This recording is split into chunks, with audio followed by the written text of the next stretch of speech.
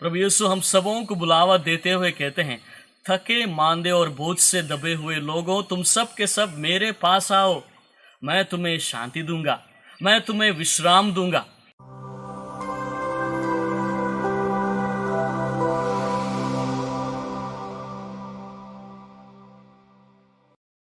सबों को जय यीशु। तुम ईश्वर और धन दोनों की सेवा नहीं कर सकते हो। जी हाँ क्रिस्त में मेरे प्रिय भाई बहनों, आज के सुसमाचार में ईश्वर का वचन कहता है कि जब हम सांसारिक वस्तुओं पर भरोसा रखते हैं तो सहज रूप से ही हमारी चिंता दिन ब दिन बढ़ता जाता है, क्योंकि ये सब सांसारिक वस्तुएं, सांसारिक चीजें नश्वर है। आज है, कल हमारे हाथ से निकल जाएगा। लेकिन अगर हम हमारी भरोसा ईश्वर पर रखेंगे तो हमें चिंता करने की कोई भी जरूरत नहीं है, डरने की कोई भी जरूरत नहीं है।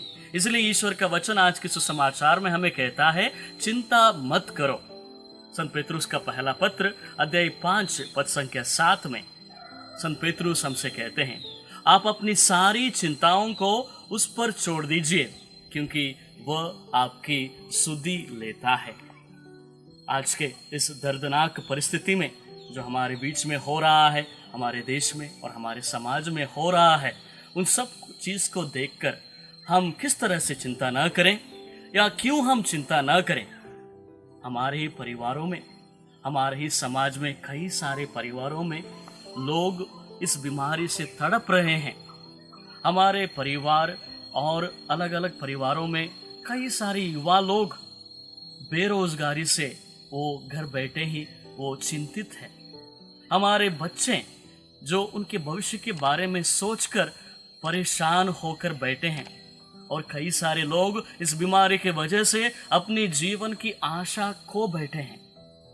इन सभी समस्याओं का समाधान केवल और एक ही हमारा ईश्वर दे सकता है, क्योंकि वो हमारे लिए हमारा बोझ, हमारी चिंता उन पर उठाने के लिए वो तैयार है। सम्मति के सुसमाचार अध्याय 11 पद संख्या 28 में प्रभु यीशु हम सबों को बुलावा देते हुए कहते हैं, थके मांदे और बोझ से दबे हुए लोगों, तुम सब के सब मेरे पास आओ, मैं तुम्हें शांति दूंगा, मैं तुम्हें विश्राम दूंगा। संत योहन का सुसमाचार अध्याय 14 पद संख्या 1 में प्रभु यीशु हमसे कहते हैं, तुम्हारा जी घबराए नहीं, डरिए नहीं, मुझ पर विश्वास कीजिए, मुझ पर भरोसा रखिए। तो आइए मेरे प्रिय भाइयों बहनों, हमारी सारी चिंताओं को, सारी परेशानियों को, सारी दुख तकलीफ को ईश्वर के हाथों में आज के दिन समर्पण करें, ताकि वो हमारी सभी चिंताओं को वो मिटा सके और उनकी कृपा हमें प्रदान करें।